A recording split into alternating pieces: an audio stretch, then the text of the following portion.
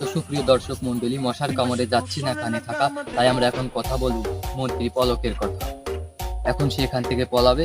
আমরা গুপ্তচরের ইসে খবর পেয়েছি সে এখান থেকে যাবে, তাই আমরা এখানে রয়েছি, তার সাথে কিছু কথা বলা আছে। আপনার এই বাগানটা যদি একবার ক্রস করতে পারি তাহলে আমার বেঁচে যাওয়ার চান্স আছে, তাড়াতাড়ি পার হতে হবে।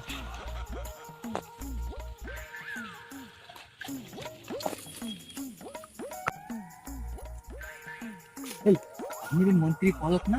হ্যাঁ মন্ত্রী, কিন্তু আপনি কি? আমি সাংবাদিক। তো আপনার গলা স্কুলের টাই কেন?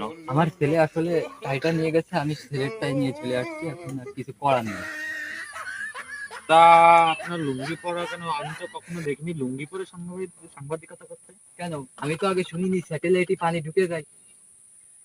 তা স্যাটেলাইটে পানি ঢুকতেই পারে, বৃষ্টি নামছিল তাই স্যাটেলাইটে পানি ঢুকে গেছিল।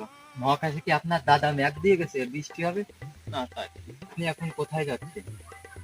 আমি কোথাও যাচ্ছি না। ও, যাচ্ছেন না, তা বাগানে কি করছেন? এই একটু ঘুরে ঘুরে বেড়াচ্ছি।